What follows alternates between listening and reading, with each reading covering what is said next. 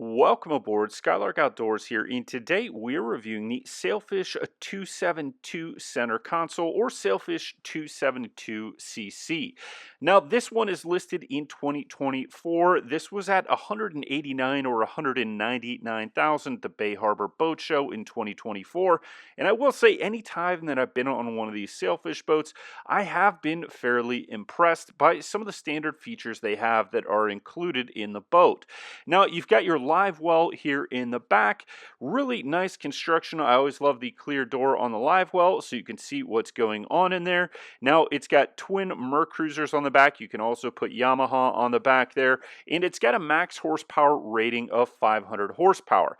Now what I like about this boat is all the seating for a center console. So you saw that's a fold down jump seat right there, and then behind me there's a dual fold down jump seat in the aft. So you have a lot of extra seating back there.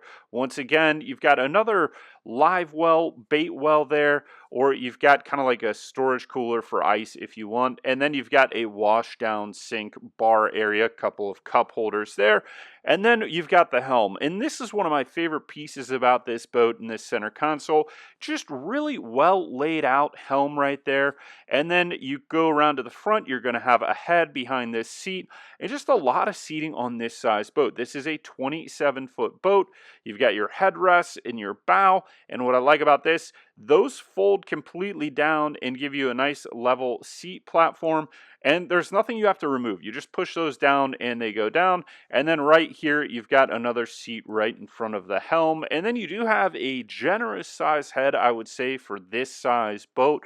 This is a true fishing boat and or cruising boat, but it's set up really well to go fishing, as well as just have a nice day on the water. You can see that's actually a much bigger head than I've found in a lot of boats this size, and that's because this helm layout is wider than most boats this size. It's got a 9'1" beam, so it is a little bit wider than your typical 8'6". You've got a hard top here.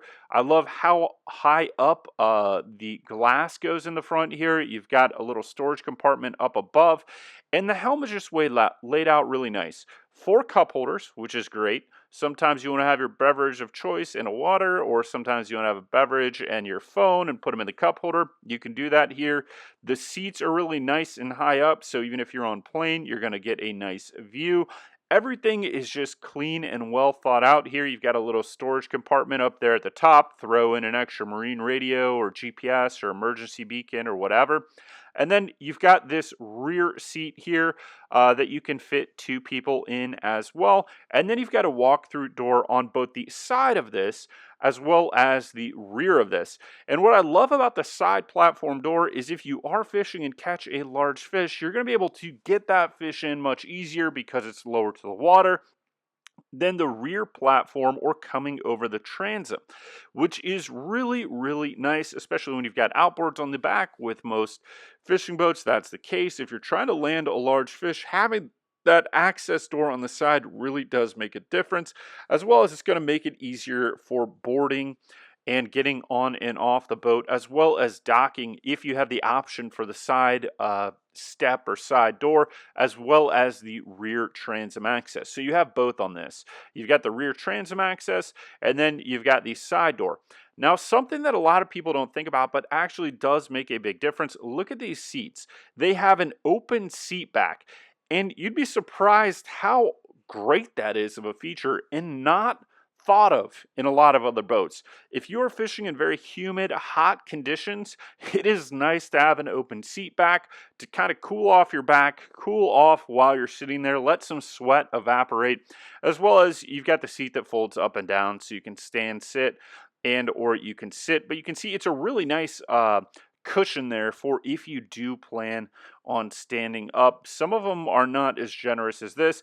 And then you can see in the rear, we do have kind of a little bit of a swim platform on each side of the engines that extends, or you could use that if you are docking this and parked inwards with the stern in at the dock. And then you've got your rear access over there. Now, in terms of specifications, this is a 27-foot boat. And then with the engines, you're at 29 feet 4 inches, 9'1" beam. You've got 8'6" bridge clearance with that top up there, and then you've got a 22 to 24 degree variable dead rise on the hull. With the engines, this weighs 68 150 pounds, which I think is a really nice weight for both towing as well as having enough weight and stability to handle the chop and be out there on the ocean offshore. It's kind of a really nice balance because you're going to be able to tow this with the trailer on pretty much any standard F-150, 1500. You don't have to go up to the next level, 2500 F-250 or 2500 Dodge Ram, which is nice that you can stay in that half-ton pickup range. You could certainly go up to the 3/4 ton with no issues. And then you've got an 18-inch draft on this, and then 177-gallon fuel capacity. So this is meant to be a true offshore boat for fishing. And you've got 14 gallons fresh water capacity, so that would be for like your wash down as well as the head. And you've got that little sink there in the back, which I do like, that little bar station, or you could consider it a bait station, as well as a tackle station. You've got some nice storage there. Just a lot of features on this boat seem really well thought out in comparison to a lot of other boats this size. Just a little bit different, a little tweak of their own on everything, but it really feels like they thought about what you would want as either both a fisherman or a cruiser. Just features that make your life nicer out on the water. You've got 27 rod holders. This is yacht certified. They've got foam in the hull for both flotation and sound deadening, vibration deadening, and better ride. And then you've got that head. And you've got the max power of 500 horsepower, so you could go with twin 250 Mercuries, twin 250 Yamahas, or you could go with twin 200 Yamahas, twin 200 Mercuries. And that step-through door is really nice, as you can see here. That's how we got on and off the boat. All your cleats are good shape. All the hardware is in good shape. Just overall a nice build quality. Every time I get on one of these, I am always impressed, and it's kind of a sleeper. Like, what I like about, you can see right here, that front cushion, you just push that down. So you can lay out with your back there and have a little backrest, or push it down. Now, a lot of other boats in this segment have kind of something that sticks into a post, and then you remove it and you have to store it. I hate that way of doing things because it's just one more thing that you have to store, and storage is always limited, it feels like, on a center console, especially for things like upholstery that you don't want to get wet. Yeah, you've got plenty of fish boxes and stuff like that on most center consoles, but you don't want to put your upholstery cushions in there. Things just get mildewy and stuff like that. So I like here that all you have to do is push down, and now you have a longer seat there, so you could technically fit more people, or you pull it up, and then you've got a nice backrest if someone wants to lay up there in the front. So up in the front, you've got, let's say, 2 seats in front of the helm, and if you wanted to fit probably 4 people in that alcove up at the front at the bow, you could probably do that. You've got 2 seats at the helm. So right now you're a 4, 8, and then you've got the jump seat in the rear, 10. You could fit 11 people with seats here pretty comfortably. You could probably fit in 12, and everyone would still have a seat. If you wanted to put some more people on the bow, or have a couple people on kind of this little seat, or put 3 people on the rear seat, you could absolutely do that. So overall, I just think this is a cool boat. Really like it. Not a lot of people are always talking about Sailfishes. You know, you've got some of the other boats, Contenders, Everglades, um, Yellowfin, that are much more popular fishing boats and been around for a long time. Sailfish, though, doesn't get talked about quite as much, and I still think that this is just really well laid out, good accoutrements here for both the fishermen as well as just a cruising enthusiast, and having a good time out on the water.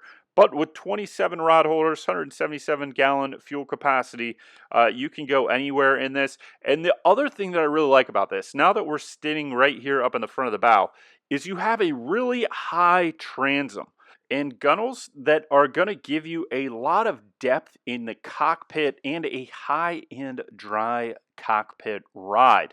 So that's what I really like about this, is if you were to look at a similar size boat different manufacturers, you're going to be hard pressed to find one that has a deep of a cockpit in the front or as high as gunnels as this does, as well as just a high bow as this does, which gives you that high and dry ride and theoretically is going to give you a smoother ride in the chop, because as you go through the chop, you go through a wave with this variable degree dead rise, 22 to 24.